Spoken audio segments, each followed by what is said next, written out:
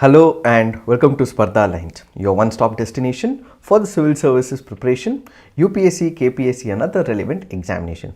Today we will pick up important articles from the Hindu which can be important both from your pre as well as your mains examination.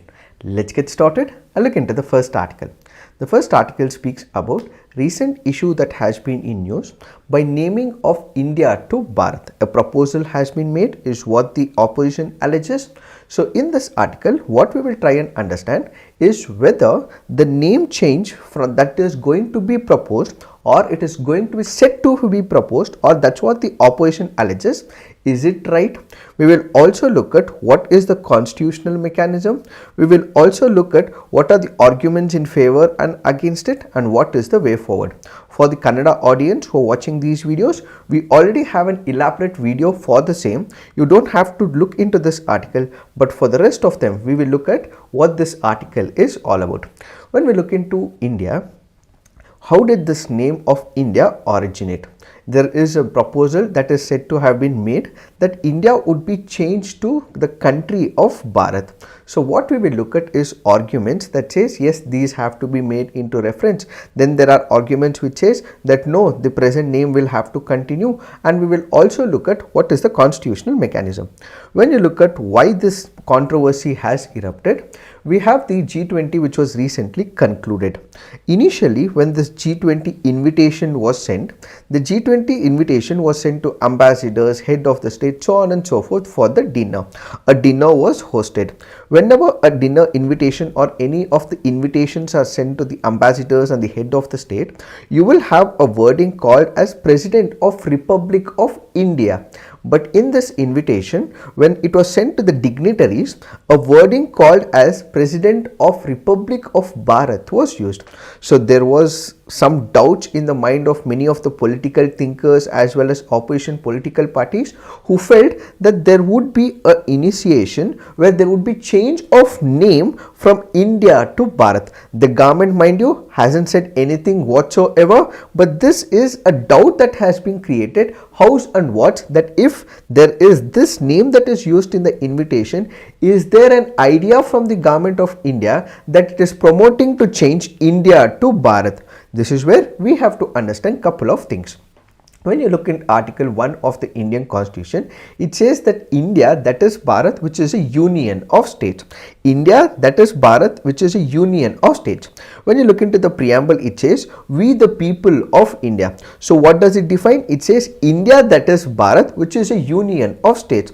So we already have the name that is India, and people who wish to call India as India can call it as India. People who wish to call India as Bharat can already call it as Bharat. Now, why is this topic trending is because the government of India has suggested and has invited, they're saying that it is not Republic of India but it is Republic of Bharat. It has not made any explicit mention, mind you, but it is only in the word and as well as in the gestures and in the way the government has used these terms.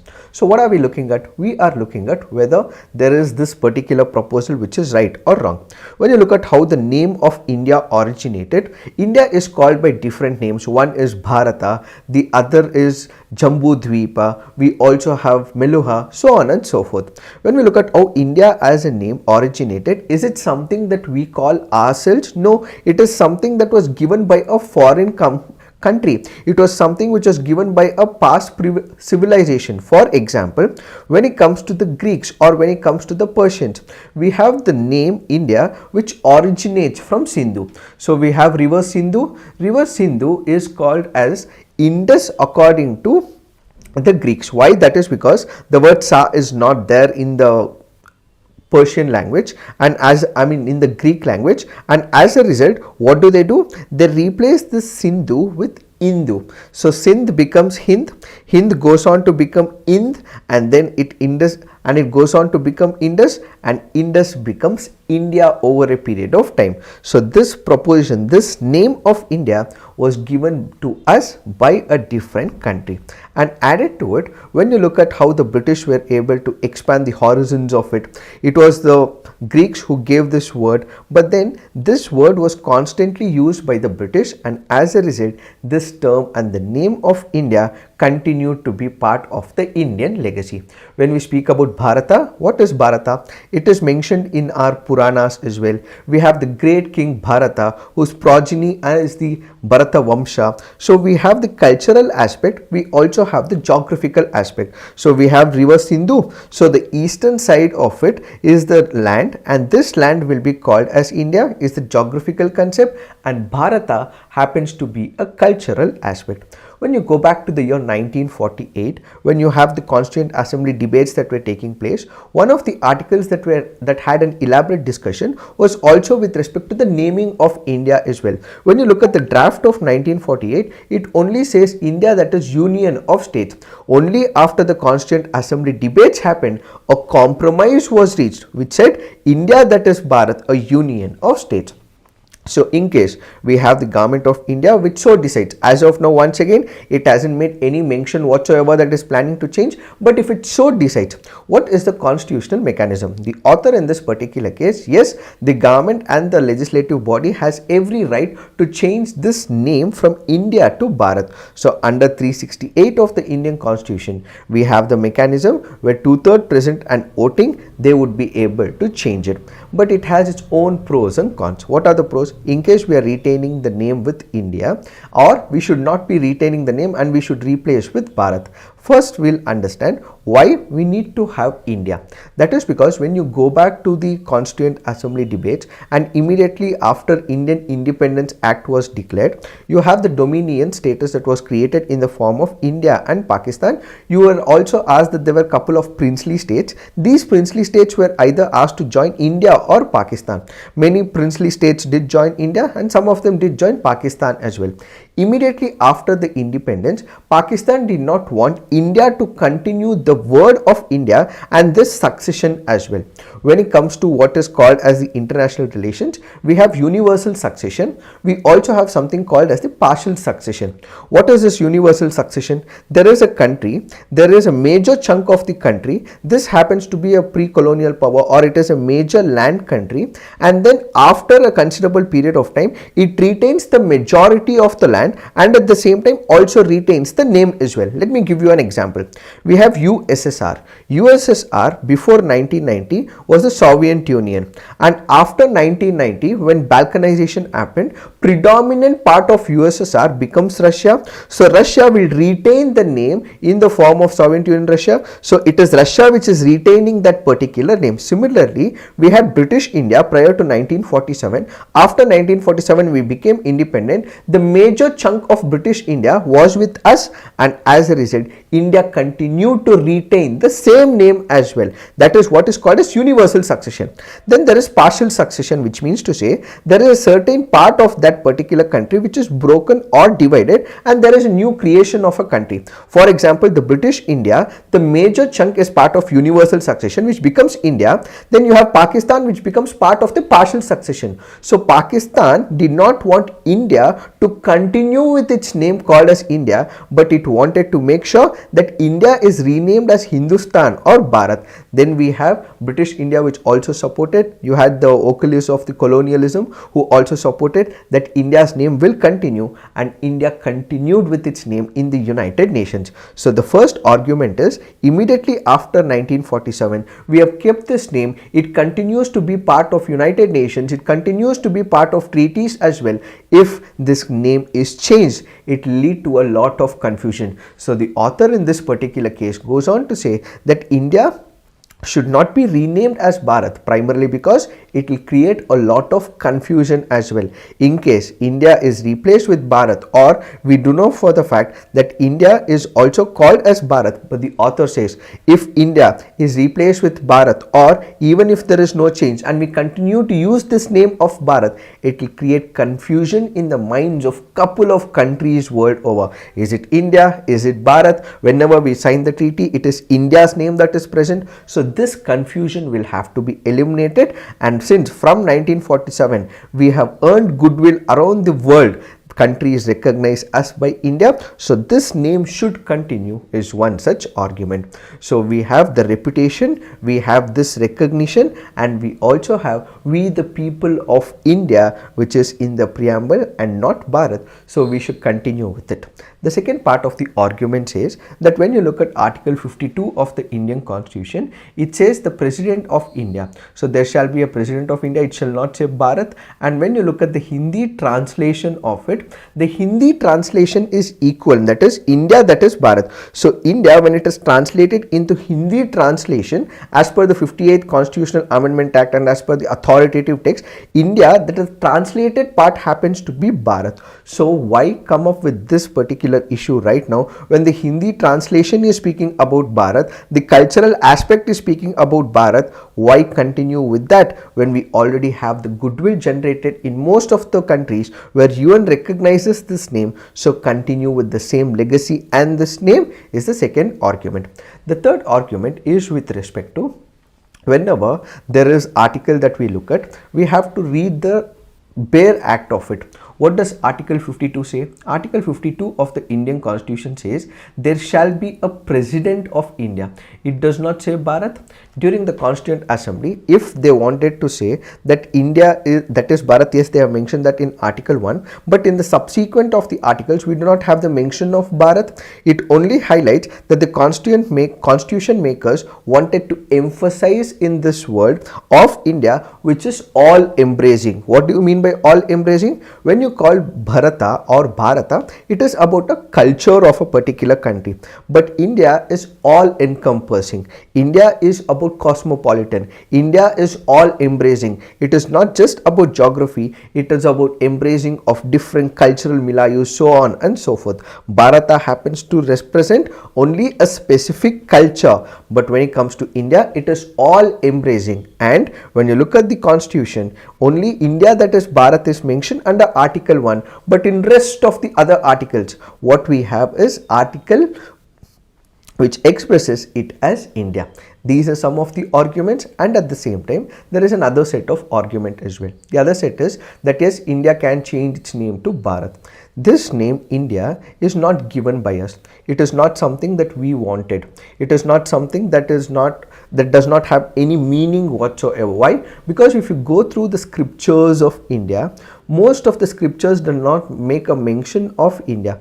This India as a word was given to us by the Greeks. So why should we have this name? When there are cities that are changed within India, let's say for example, we have Bombay. Bombay as a name was changed to Mumbai. Why? Because this was something colonial in nature, and there are people who still use Bombay, but then most of them use Mumbai as well. So what we have is a name which does not sync with the local idea and the local culture. So we change the name of Bombay to Mumbai because we did not feel that. And next what we have is Madras. So Madras went on to become Chennai, and at the same time Bangalore did not also resonate with the local people as well. Bangalore went on to become Bengaluru. So if internally, because it does not represent the local people's aspirations and the value system, if it can be changed, if Bombay can become Mumbai, if Madras can become Chennai, if Bangalore can become Bengaluru, why not change the name of our country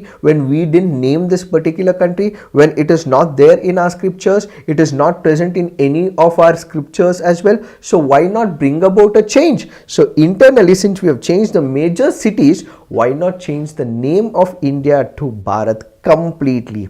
If ever that happens, all that it requires is a constitutional amendment in the form of 368, 2/3 majority and voting added to it. Whenever you look at a couple of countries world over, Turkey has become Turkey because there was an apprehension that this particular word Turkey was constantly used and it was drawn to a reference of a bird which they did not want. So in 2022 we had Turkey become Turkey. Then if you look at Holland, Holland went on to become Netherlands because there was a drug and this was associated with Holland. They didn't like it, so Holland was changed to Netherlands. And then you also have Ceylon. Ceylon went on to become Sri Lanka. So you have many countries who have changed their names. So if India wishes to do so, we can also do it is another point of view.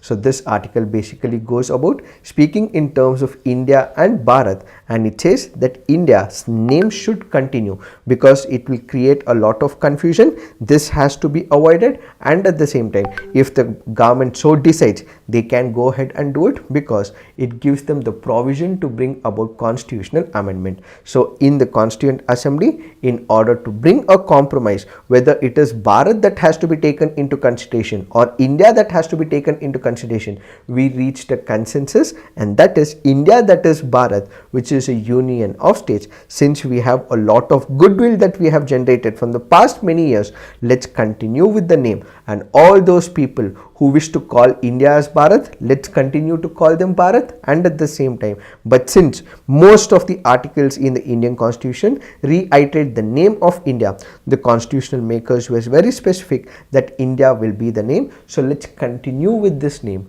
is what is this article all about. Now let's look into the next article. This article says a GM crop decision that cuts the mustard. The article here is speaking about GM crops. What are these GM crops? These are nothing but genetically modified crops.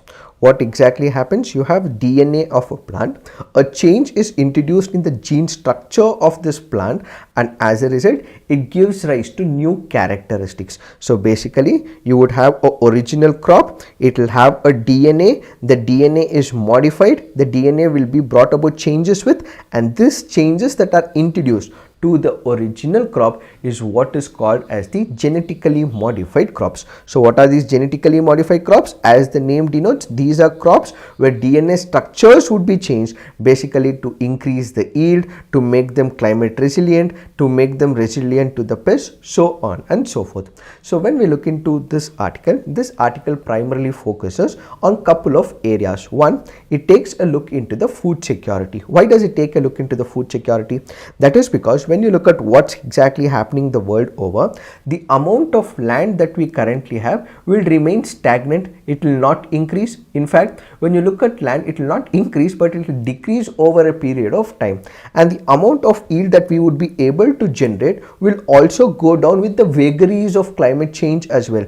We have harmed the earth. The anthropogenic induced factors has harmed the earth so much that the yield has dropped consistently because of the pollution in the environment, and at the same time, the anthropogenic factors have increased in such a way that the yield has dropped with data as well. So what is the major issue? The major issue is that land can shrink, the land can reduce, and there is climate change factors, which means that we may not be able to upkeep with the food security that we have to provide 8 billion odd people. So the population is constantly increasing. As the population increases, what you require is the food security. As of now, we may be able to provide the food, but in the near future, the yield can reduce. So food security will also have to be taken care of, and that food security can only be done via the genetically modified crops. So the author in this case draws a reference to the Green Revolution. In the 1960s and 70s, India was a food deficit country, which means to say that we did not have enough yield for the food crops. We were importing a lot of food items as well, and as a result, India had to shell out a lot of cash on when it comes to the imports of these foreign goods. So as a result, India faced balance of payment issues. So what did India do? India shifted to the Green Revolution in the 70s, and with the Green Revolution, what we have witnessed is massive changes. So the author goes on to say that with the advent of Green Revolution in the 1960s and 70s, it enhanced the food production from a mere 50 million tons in 1950 to 51 to over 30 million tons in 2020 and 21. However, new biotic or GM crops with improved traits are a must in order to mitigate climate change, produce nutrient dense food. So the author equates, we were able to shift during the 1960s and 70s where we were importing a lot of crops, but now we will have a greater catastrophe in the form of climate change factors. In order to provide nutritious food, we have to shift the basis, and that is where the author goes on to say genetically modified crops are the need of the hour.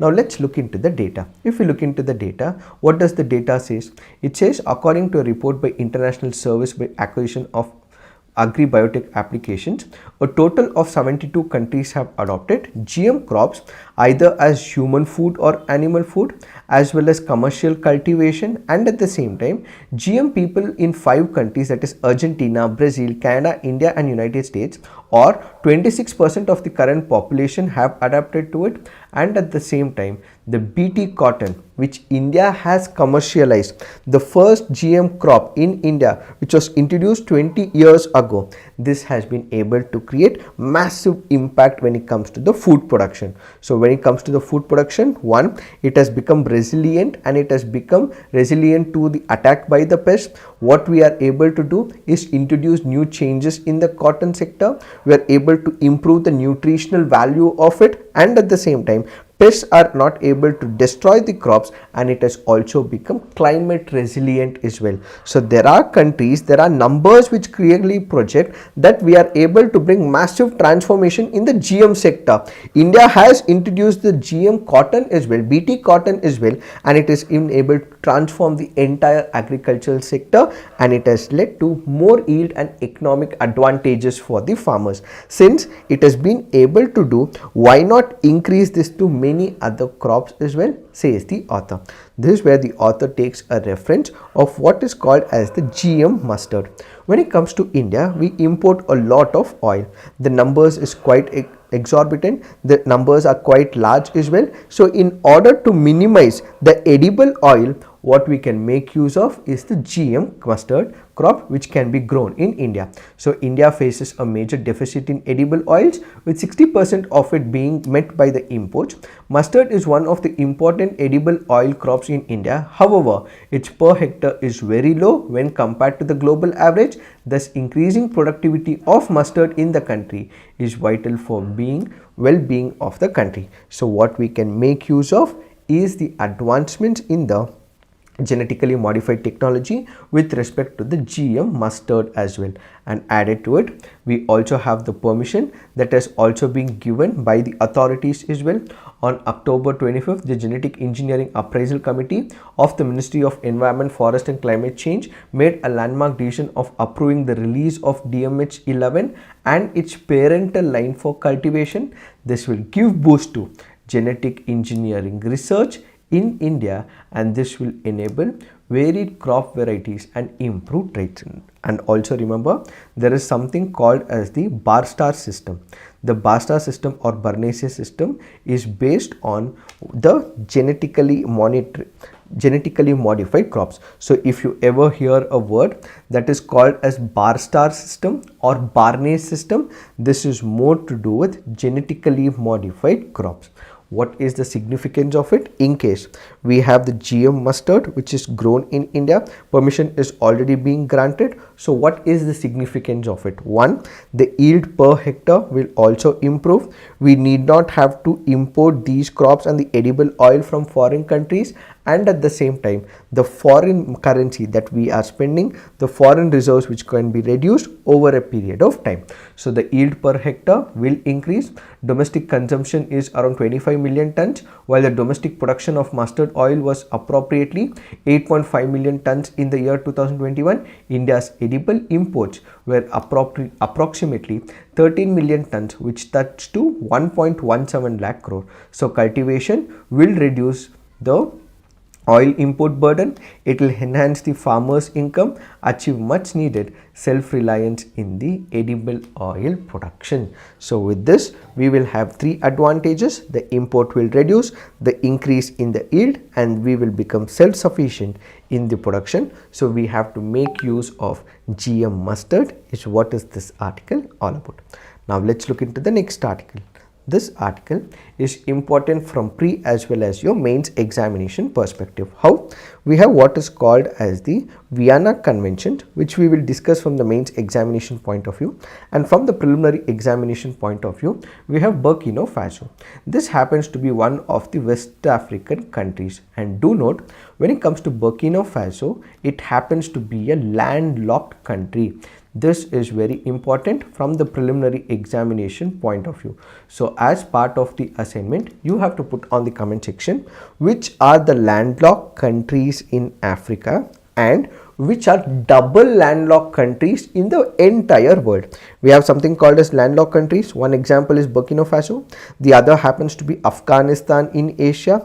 What is double landlocked country is what you have to put on the comment section. So this was under the control of France previously, and now it is an independent country.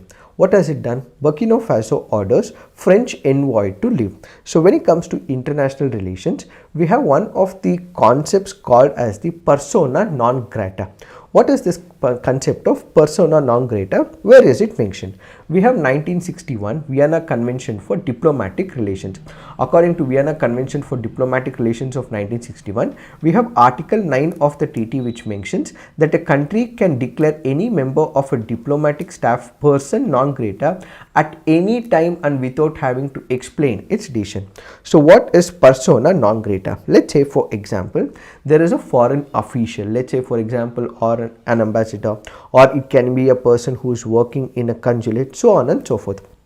So if there is a person of foreign government representative working in a country who may have engaged in activities which are not in terms and conditions according to that particular country's policy. In that case, the country, that is the home country, may ask the envoy or the representative or the ambassador to leave the country, which is called as persona non grata. So what is persona non grata? It is a foreign official, a foreign member, a foreign representative who would have been staying in another country. So another country will ask this representative to leave their country. For example, we have, let me give you an example. We have couple of ambassadors and consulates and officers who work for Pakistan. These officials would be working in the embassy of Pakistan in India.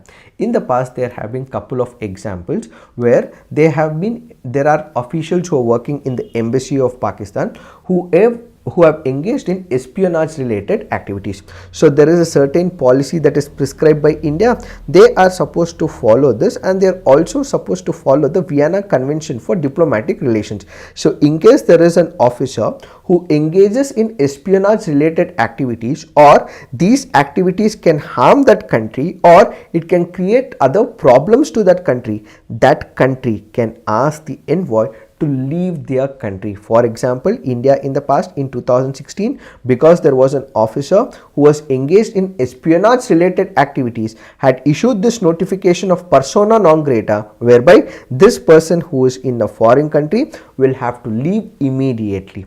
When is it used? Let's say for example, when there is a civil war, or let's say for example, as I told you, there are espionage charges, so on and so forth. So when the relationship between one country and another country is also not good, that is when persona non grata can also be used. For example, United States of America and Soviet Union relationship was not that great prior to 1990. So tit for tat actions have been initiated in the past, where United States of America has asked envoys of a particular country like Soviet Union to leave the country. So Soviet Union and its representatives, when they are asked to go back to their country, Soviet Union has asked officials of United States of America to go back to their country. So whenever there is a civil war, or there is a cold war, or there are no good relationship between countries and the envoys are present in another country, in order to break the relationship or to freeze the relationship for a brief period of time, they can ask the country's they can ask the country's ambassadors and envoys to leave the country. So it can be used whenever the good relationship does not exist between one country and another. Whenever this persona non grata is called for by a country, it need not have to give reasons as well. Let's say for example, if India is asking a person and is issuing a notification of persona non grata to an envoy of Pakistan, does India have to give the information, what is the breach, what is it, so on and so forth? No, they need not have to explain why this decision has been taken. So the minute this particular notification is released, they need not have to explain to another person why it is even released. It can be espionage charges, it can be any other thing as well. So they need not have to say why this person has been asked to leave, and this is how this Article 9 operates. It is not just with respect to the envoys as well. It can also be with respect to other celebrities as well as ambassadors as well. So even if a person has not entered the country, even before that person could enter the country as well, persona non grata can also be issued. Hollywood actor Brad Pitt was declared persona non grata by China after starring in 1997 film 7 Years in Tibet, though the ban was lifted in 2014. So it is a Hollywood actor who is also imposed with this persona non grata. So it is not necessary that the person has to live in the foreign country. Even before he enters the country, persona non grata can be issued against this person. Donald Trump, much before becoming US president, was also labeled as persona non grata by Panama City's Municipal Council after he said America was stupid to give away Panama Canal for nothing. So even before a person enters another country, this persona non grata can also be issued against the envoy. It is this that we have to understand with respect to this article. Now let's look into the next article. This article here is important from the preliminary examination point of view. It speaks about the Sangeet Natak Academy. The Sangeet Natak Academy now has 3 important constituent units, 2 of these being dance teaching institutions. When you go back to the history, it happens to be the apex body in the field of performing arts in the country, which was set up in the year 1953. So when was it set up? In the year 1953. What does it preserve and promote? It preserves intangible heritage of the country. What is this intangible heritage? A tangible heritage is something which you can touch and feel. For example, the Taj Mahal, the great temples of India. These are some of the tangible heritage. So the temples that we have in India are something of an architectural marvel that we can speak of, and these are the temples which are tangible, something which you can touch. So intangible basically means, let's say for example, you have dance, or let's say music. The dance, the music is what is called as the intangible heritage. So Sangeet Natak Academy will preserve and promote the intangible heritage of country, which includes music, dance and drama. The management of the academy vests in its general council. The chairman of the academy is appointed by the President of India. Note you, the chairman is appointed by the President of India for a term of about 5 years. These are very important for your pre. Sangeet Natak Academy is an autonomous body and it is under the control of Ministry of Agriculture, Ministry of Culture, Government of India. So mind you, it is under the administrative control of Ministry of Culture.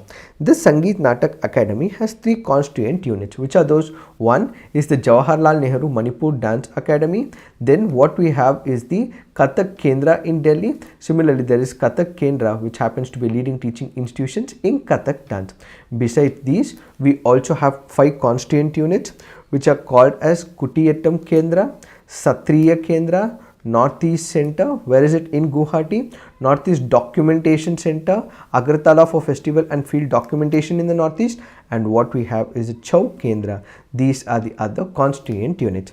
Then they also provide awards as well, and one such is the Sangeet Natak Academy has instituted Ustad Bismillah Khan Yuva Puraskar from the year 2006 to be awarded to the artists who have shown demonstrated conspicuous talent in the field of music, dance and drama. And such an award or the Puraskar is given every year, and these are given to the young scholars who are up to the age of 40 years. The Yuva Puraskar may be given in the 5 fields. One is music, dance, theatre, other traditional folk, tribal, dance, music, theatre and puppetry, and contribution and scholarship in performing arts as well. These are some of the important pointers from the preliminary examination point of view. Now let's look into the next article. This article says Rahul Navin appointed in charge as Director of ED. From the preliminary examination point of view, for the state level examinations, they may ask you a question, who was the recent person who was appointed as ED, who happens to be Rahul Navin. But from the UPSC examination point of view, they may ask you what is the committee, which is the committee which appoints, and who are the people who are present, and some of the functions can be given and may be asked to eliminate as well. So the ED comes under the Department of Revenue, which is under the Finance Ministry. It is responsible for fighting economic crimes and enforcement of FEMA and Prevention of the Money Laundering Act. It is composed of IAS, IPS and IRS officers, and also officers promoted from ED's own cadre. Who makes the appointment? The ED director is appointed as per the provisions of the Central Vigilance Commission Act. First key important parameter, the center appoints the director on recommendation of a committee with the Central Vigilance Commissioner as the chairperson. Other committee members are secretaries in the Finance, Home and Personnel and Training Ministries. The tenure should not be less than 2 years, and any transfer has to be sanctioned by the appointing committee. These are once again important from the preliminary examination point of view. So the ED director is appointed as per the provisions of the Central Vigilance Commission Act of 2003. Remember, these are important pointers. So this is it for today. In case you're liking these videos, please do like, subscribe to our YouTube channel and share it with your fellow aspirants as well. Thank you for watching. All the best.